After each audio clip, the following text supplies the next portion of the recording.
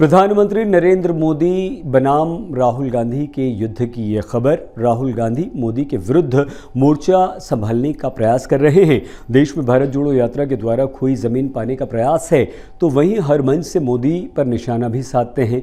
UK की Cambridge university के कार्यक्रम में राहुल गांधी ने एक बार फिर से सरकार पर निशाना साधा, तो बीजेपी के नेताओं ने मोर्चा संभाला। लोकतंत्र से लेकर जासूसी कांड तक राजनीति फिर से तेज हो गई।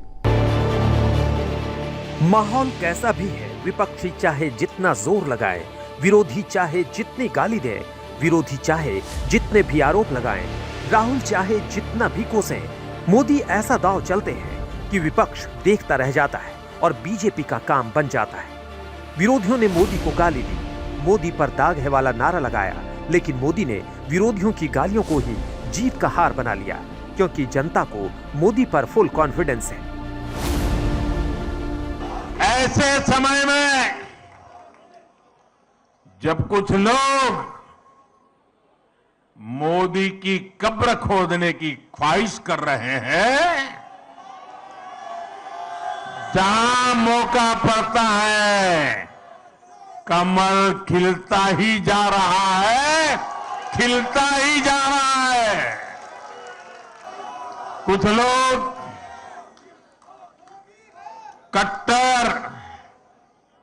कट्टर की पहचान में लगे हुए हैं। वो हर काम बेईमानी भी कट्टरता से करते हैं। ये कट्टर लोग कहते हैं मर जा मोदी, वो कहते हैं मर जा मोदी। देश कह रहे हैं मत जा मोदी, मत जा मोदी, मत जा। यही है मोदी की राजनीति का स्टाइल। राह में विरोधी कांटे बिछाते नहीं थक रहे और मोदी उन कांटों को कामयाबी की सीढ़ी बनाकर ऊपर चढ़ते जा रहे हैं। देश के चुनावी नतीजे यही गवाही दे रहे हैं। मतलब ये कि 2024 से पहले मोदी ने अपना होमवर्क पूरा कर लिया है, तो वहीं मोदी विरोधी मोर्चा होमवर्क में बहुत पिछड़ता नजर आ रहा है। इसे यूं समझिए, देश की सबसे पुरानी पार्टी के नेता हैं राहुल गांधी। कांग्रेस का दावा है कि भारत जोड़ो यात्रा ने राहुल का माहौल बना दिया। अब 2024 में मोदी का रथ राहुल रोक देंगे। इसे सरल शब्दों में समझें तो राहुल की अगुवाई में ही विपक्ष मोदी को चुनावी दंगल में हरा देगा। हालांकि 2024 से पहले राहुल ने कितना होमवर्क पूरा किया, आप कैम्ब्रिज यूनिवर्सिटी में उनके लेक्चर से समझ सकते हैं। बीजेपी का आरोप है कि राहुल गांधी दुनिया को बता रहे हैं कि भारत में लोकतंत्र खतरे में है, लेकिन ये बताना भूल गए कि एक के बाद एक चुनावों में देश की जनता कांग्रेस को नकार रही है। चुनाव दर चुनाव देश के नक्शे से कांग्रेस का राज गायब होता जा रहा है। आज सिर्फ 3 राज्यों में कांग्रेस की सरकार है। पूर्वोत्तर के 3 राज्यों के ताजा नतीजों से साफ है कि कांग्रेस यहां से भी साफ हो गई। राहुल गांधी दुनिया को बता रहे हैं कि उनकी जासूसी हो रही है, उनके मोबाइल में पेगासस है, लेकिन ये बताना भूल गए कि देश की सबसे बड़ी अदालत ने कथित जासूसी कांड पर एक्सपर्ट की कमेटी बनाई। कमेटी को पेगासस से जुड़ा कोई सबूत नहीं मिला। यहाँ तक कि जासूसी का आरोप लगाने वालों ने अपने मोबाइल जांच के लिए नहीं दिए, यानी दावे हवा हवाई है। कैम्ब्रिज में राहुल अपने ही मुल्क को कोस रहे हैं, लेकिन दुनिया भारत का दम देख रहा है। राहुल ने बताया कि भारत जोड़ो यात्रा के दौरान दहशतगर्द उनसे मिले, लेकिन आतंकवादी उन्हें मारने नहीं बल्कि सुनने और देखने आए थे। लेकिन कैम्ब्रिज में कश्मीरी पंडितों पर आतंकी हमले वाला चैप्टर सुनाना भूल गए। Everybody knows, and it's been in the news a lot, that Indian democracy is under pressure, is under attack, right? I'm an opposition leader in India, and we're navigating that space.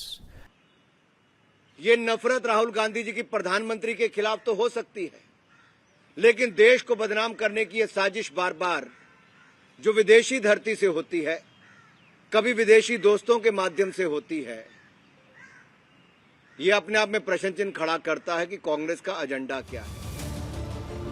Congress बुरे दौर से गुजर रही है और देश भर में मोदी की लोकप्रियता बहुत हाई है। मोदी समर्थक ऐसी बातों को सुनने को तैयार नहीं। जब विदेश जाकर ऐसी बातें बोलते हैं तो कहीं न कहीं मोदी समर्थकों को मौका मिल जाता है राहुल को घेरने का।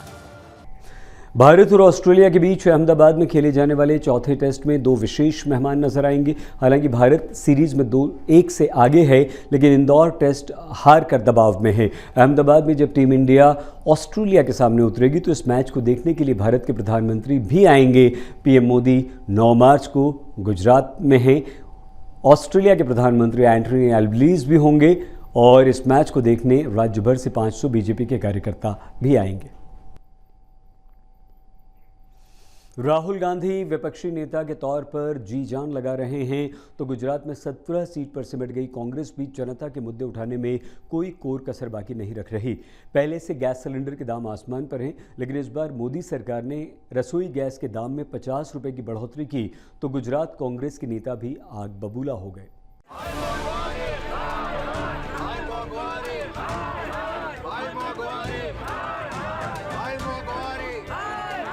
रसोई गैस की कीमतों में महंगाई की आग क्या लगी, गुजरात की राजनीति ही गर्मा गई। हाय महंगाई, हाय हाय के नारे लगाते ये कांग्रेस पार्टी के वो दिग्गज हैं जो महंगाई के मुद्दे पर सड़कों पर उतरे हैं।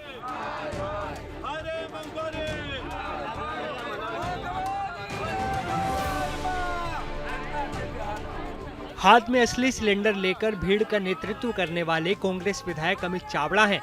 साथ में सीनियर नेता अर्जुन मोढवाडिया भी हैं, जो हाथों में तख्तियां लेकर नारेबाजी कर रहे हैं।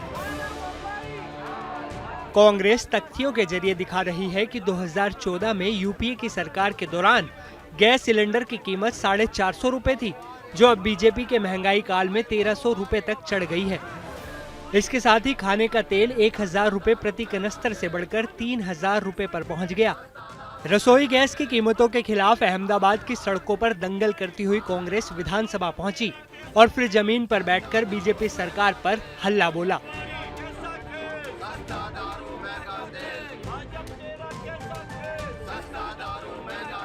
भाजपा तेरे राज में सस्ता दारू महंगा तेल, ये नारे लगाते हुए कांग्रेस पार्टी का कहना है कि महंगाई घटाने का नारा बुलंद करके सत्ता का सिंहासन पाने वाली भारतीय जनता पार्टी के राज में अब महंगाई 7वें आसमान पर पहुंच गई है।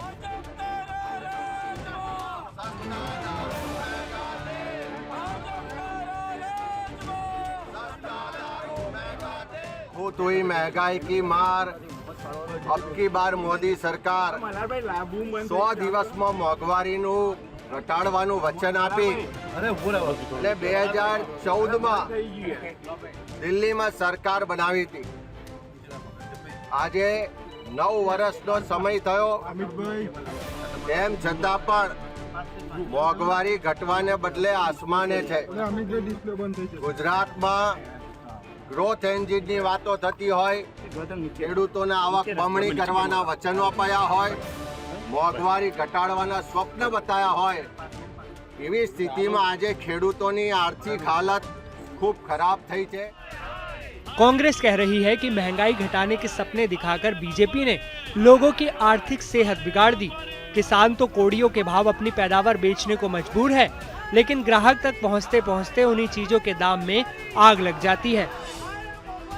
50 પૈસે કિલો ડુંગળી વેચવા માટે ખેડૂત મજબૂર બન્યો છે। 2 રૂપિયા કિલો બટાકો વેચાય, 2 રૂપિયા કિલો લસણ વેચાય અને બીજી બાજુ જ્યારે સામાન્ય ગૃહિણી બજારમાં ડુંગળી, બટાકા, લસણ કે કોઈ ખરીદવા જાય તો એને ખૂબ ઊંચા દામ આપવા પડે છે।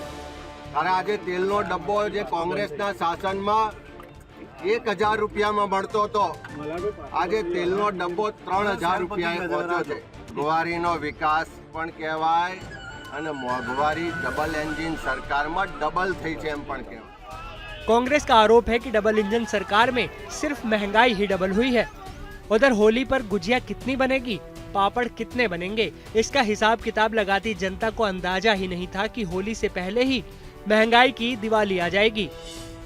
हर चीज़ का दाम बढ़ेगा ना। अभी तो गैस बढ़ा तो सब बढ़ेगा, खाने का हर चीज़, बच्चों के लिए हर चीज़ महंगा होगा। अब तो ये खर्चे जो होते हैं छोटे छोटे ये बढ़ जाते हैं, तो ये हमारा बजट बिगाड़ के रख देती पूरा। 50 रुपया बढ़ गए हैं तो हम गैस कहाँ से चले, घर के गृहस्थी कैसे चलाएं।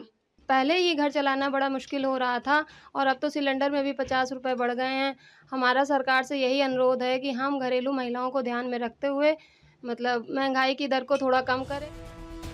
बता दें कि होली से पहले घरेलू एलपीजी सिलेंडर की कीमत 50 रुपए बढ़ गई है, जबकि कमर्शियल गैस सिलेंडर का दाम एक मुश्त 350 रुपए चढ़ गया है। कहा तो वादे होते थे कि होली पर मुफ्त सिलेंडर मिलेगा, कहा अब जो है वो भी महंगा हो चला है। यही वजह है कि सरकार विपक्ष के साथ साथ जनता के भी निशाने पर आ गई है। अहमदाबाद से गोपी घांगर के साथ आज तक ब्यूरो।